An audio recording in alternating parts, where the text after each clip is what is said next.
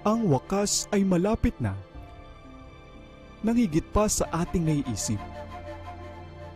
Sa mga panahong nakalipas, bago pa ang paglalang sa mundo, ang isang tunggalian ay nagsimula na. Isang tunggalian sa pagitan ng dalawang kapangyarihan. Isang tunggalian sa pagitan ng mabuti at masama. Isang tunggalian na magpapabago sa takbo ng panahon. Ito ang malaking tunggalian.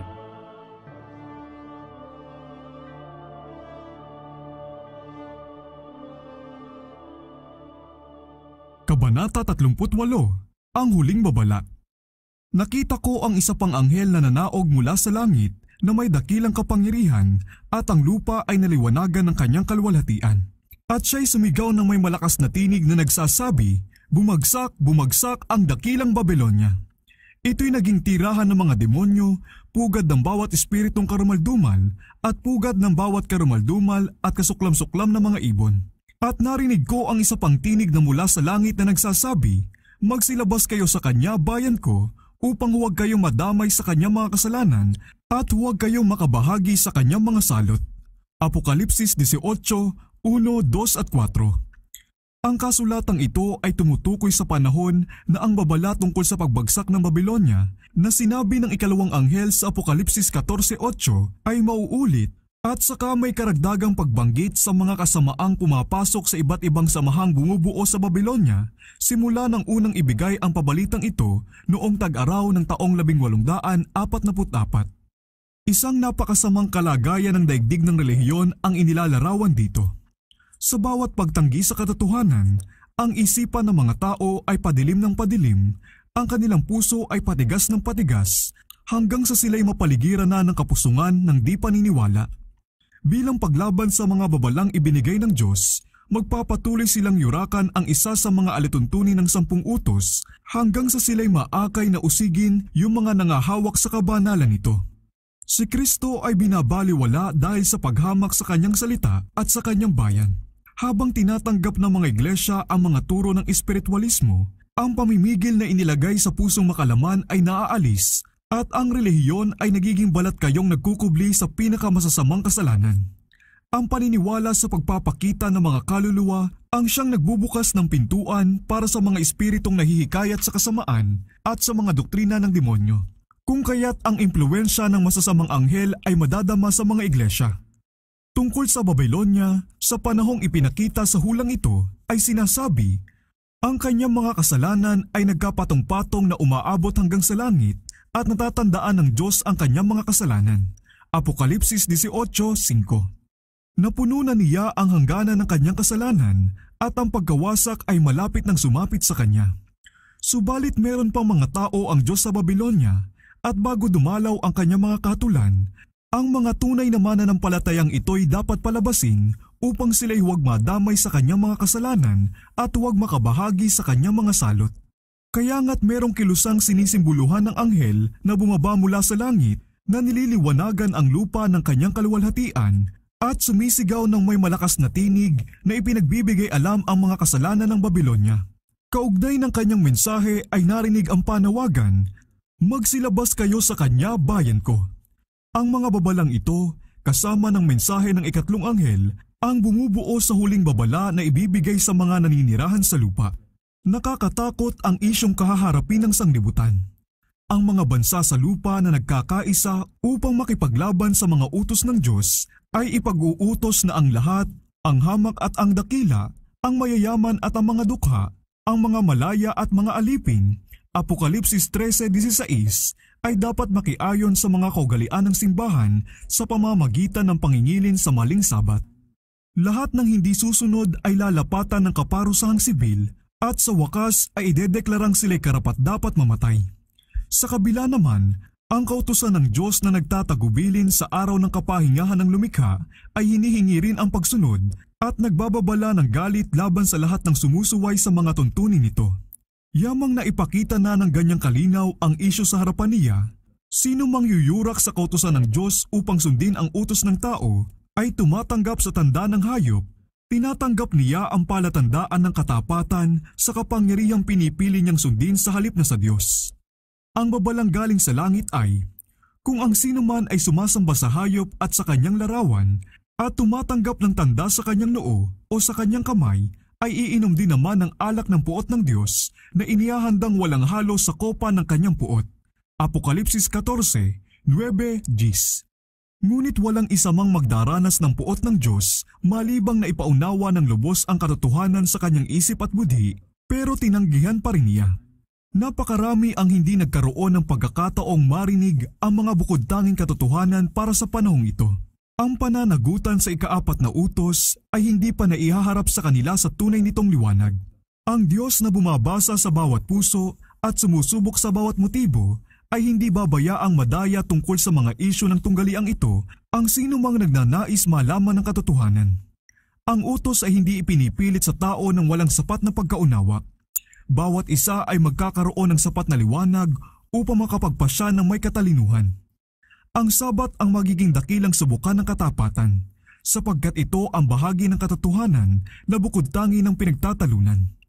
Kapag ang huling pagsubok ay ginamit na sa mga tao, ang guhit ng pagkakaiba kung gayon ay makikita na sa pagitan ng mga naglilingkod sa Diyos at ng mga hindi naglilingkod sa Kanya. Samantalang ang pangingili ng maling sabat bilang pagsunod sa batas ng pamahalaan kontra sa ika-4 na utos ay magiging hayagang pag-amin ng katapatan sa kapangyarihang laban sa Diyos.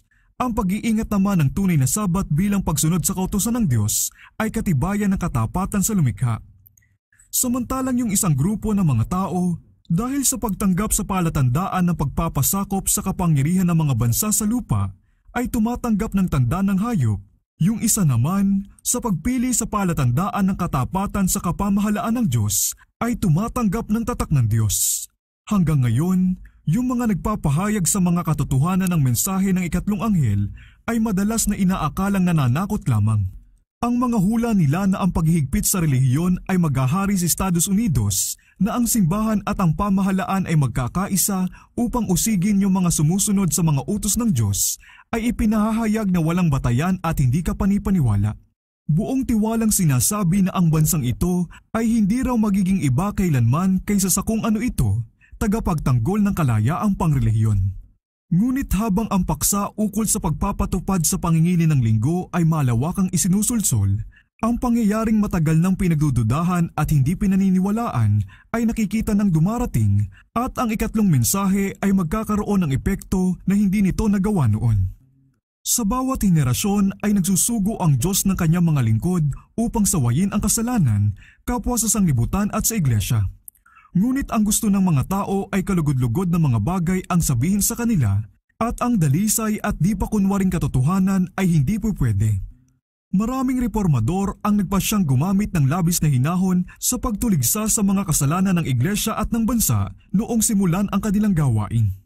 Inasahan nilang maaakay pabalik ang mga tao sa mga doktrina ng Biblia sa pamamagitan ng halimbawa ng isang malinis na kristyanong pamumuhay. Ngunit dumating sa kanila ang Espiritu ng Diyos gaya ng pagdating nito kay Elias at kinilos siyang pagsabihan ang mga kasalanan ng masamang hari at ng bayang tumalikod sa Diyos. Hindi nila mapigilang ipangaral ang malinaw na sinasabi ng Biblia, mga doktrinang ayaw sana nilang ipahayag. Sila'y napilitang ipahayag ng masigasig ang katotohanan at ang panganib na nagbabanta sa mga kaluluwa. Ang mga salitang ibinigay sa kanila ng Diyos ay sinabi nila nang walang takot sa kahihinatnan at ang mga tao'y napilitang pakinggan ang babala. Ganyan ipahahayag ang mensahe ng ikatlong anghel. Habang dumarating ang panahon para ito'y ipangaral ng may pinakamatinding kapangyarihan, ang Panginoon ay gagawa sa pamamagitan ng mga simpleng instrumento. Papatnubayan ang isipan ng mga nagtatalaga ng kanilang sarili sa kanyang gawain. Ang mga gagawa ay magiging karapat-dapat hindi dahil sa pagsasanay nila sa paaralan, kundi dahil sa pagpapahid ng kanyang espiritu. Ang mga taong may pananampalataya at mapanalanginin ay mapipilitang humayo ng may banal na sigasig na ipinahayag ang mga salitang ibinigay sa kanila ng Diyos. Ang kasalanan ng Babilonya ay malalantad. Ang nakakatakot na resulta ng pagpapatupad ng mga kapangyarihan ng simbahan sa pamamagitan ng kapangyarihang sibil, ang mga panghihimasok ng espiritualismo, ang palihim subalit mabilis na pagsulong ng kapangyarihan ng Papa, lahat ay mabubunyag. Sa pamamagitan ng mga taimtim na babalang ito, ang mga tao'y magigising. Libo-libong tao na hindi pa nakakarinig ng mga ganitong salita ay makikinig. Sa labis nilang pagtataka ay pakikinggan nila ang patotoo na ang Babylonia ay ang simbahan, bumagsak dahil sa kanyang mga kamalian at kasalanan, dahil sa pagtatakwil niya sa katotohanang ipinadala sa kanya ng langit. Pagpunta ng mga tao sa mga dati nilang tagapagturo ay sabik na magtatanong, totoo ba ang mga bagay na ito? Ang mga ministro ay magbibigay ng mga haka-haka, huhula ng mga bagay na magandang pakinggan upang palubagin ang kanilang takot at patahimikin ang nagising nilang budhi.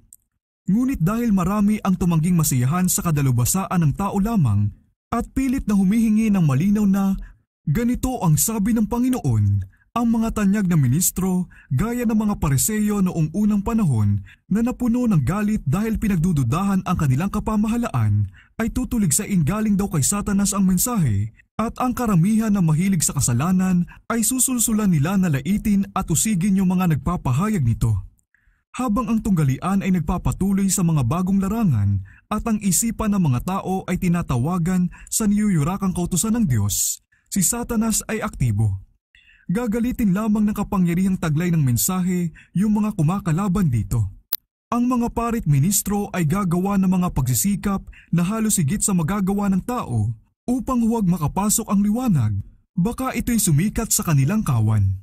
Sa lahat ng paraang magagamit nila ay sisikapin nilang mapigilan ang pagtalakay sa mahalagang paksang ito. Ang iglesia ay dudulog sa malakas na bisig ng kapangyarihang sibil at sa gawaing ito magkakaisa ang mga makapapa at ang mga protestante. Habang ang kilusan para sa pagpapatupad ng linggo ay nagiging mas matapang at desidido, ang batas ay hihinga ng tulong laban sa mga sumusunod sa utos ng Diyos. Sila'y pagbabantaan ng pagmumulta at pagkabilanggo, ang iba'y aalokin ng maimpluwensyang posisyon at ang iba na may mga gantimpala at benepisyo bilang mga pang-akit upang talikuran ang kanilang pananampalataya. Ngunit ang matatag nilang tugon ay, ipakita niyo sa amin mula sa banal na kasulatan ang aming pagkakamali. Iyan din ang pagtatanggol na ginawa ni Luther sa kanyang kalagayan. Yung mga isinasakdal sa hukuman ay matindi ang pagtatanggol sa katotohanan at ang ibang nakapakinig sa kanila ay maaakay na magpasyang sundin ang lahat ng utos ng Diyos. Sa gayoy madadala ang liwanag sa libu-libong taong hindi sana nakaalam ng tungkol sa mga katotohanan ito. Ang tapat na pagsunod sa salita ng Diyos ay ipinalalagay na pagrerebelde.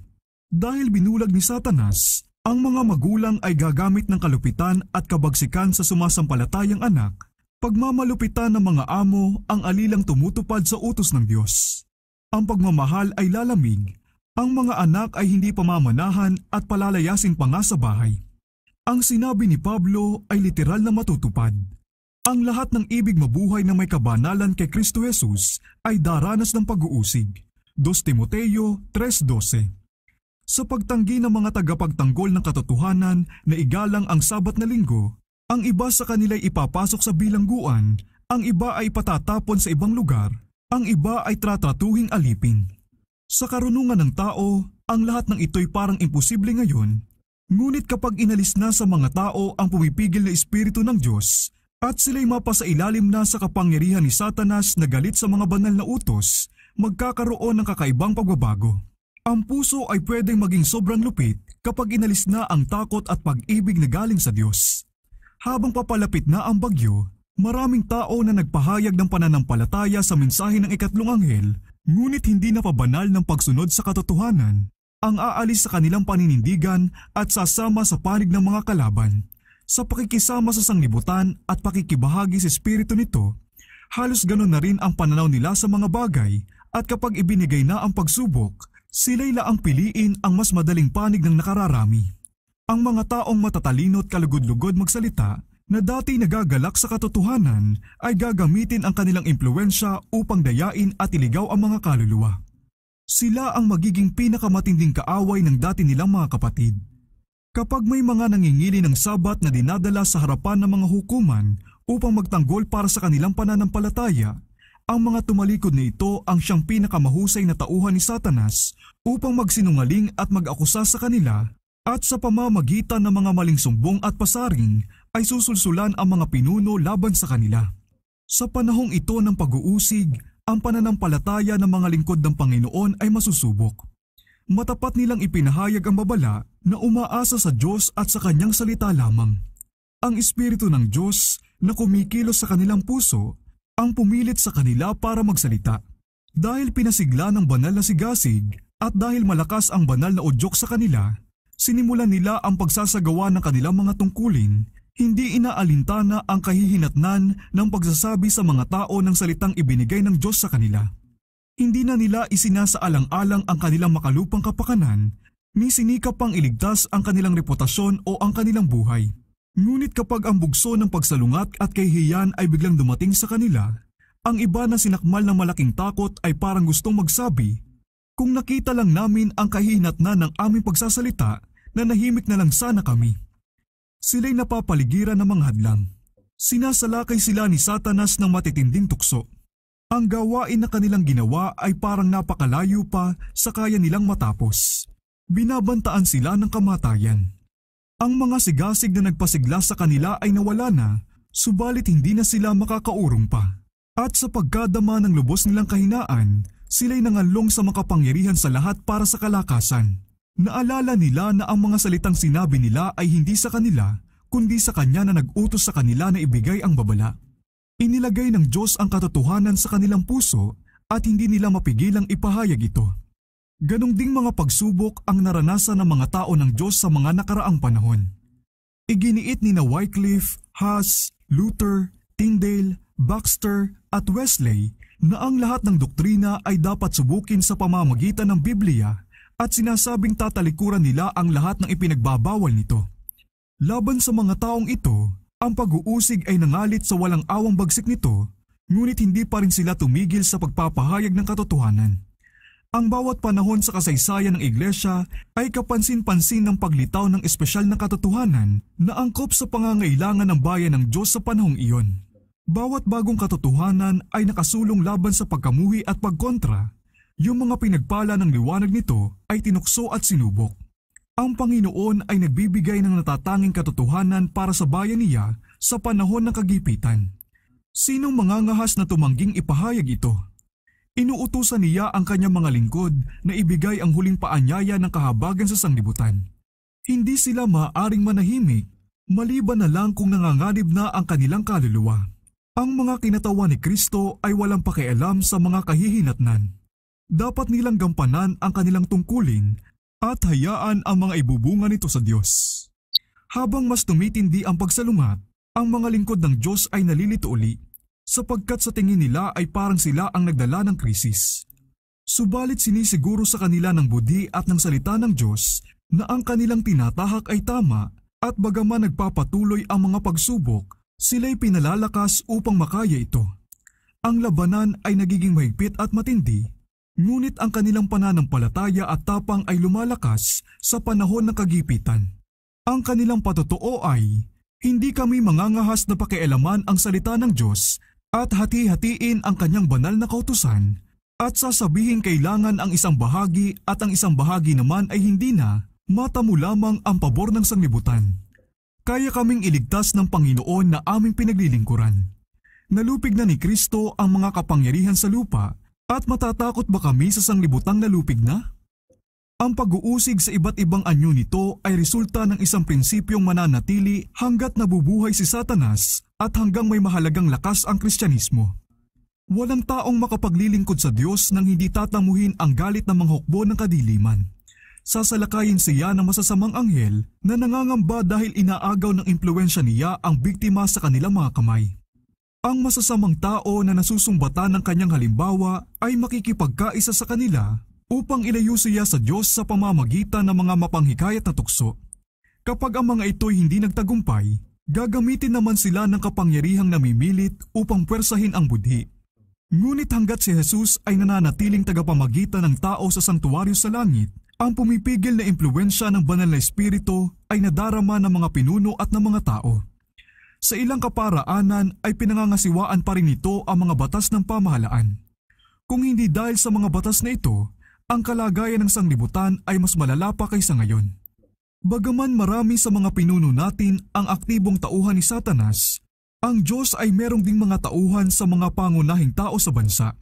Kinikilos ng kaaway ang kanyang mga lingkod upang magbungkahi ng mga batas na lubhang makakahadlang sa gawain ng Diyos. Subalit ang mga taong nanunungkulan sa pamahalaan na natatakot sa Panginoon ay naiimpluwensyahan ng mga banal na anghel upang tutulan ang ganong mga mungkahi sa pamamagitan ng mga argumentong hindi mapapasinungalingan. Sa gayoy mapipigilan ng ilang tao ang malakas na agos ng kasamaan. Ang pagsalungat ng mga kaaway ng katotohanan ay pipigilan upang maisagawa ng mensahe ng ikatlong anghel ang gawain nito. Kapag ibinigay na ang huling babala, kukunin nito ang pansin ng mga nangungunang taong ito na sa pamamagitan nila'y gumagawa ngayon ang Panginoon at ang iba sa kanila ay tatanggap dito at maninindigang kasama ng bayan ng Diyos sa buong panahon ng matinding kaguluhan. Ang anghel na makikisama sa pagpapahayag ng mensahe ng ikatlong anghel ay liliwanagan ng kanyang kaluwalhatian ang buong lupa.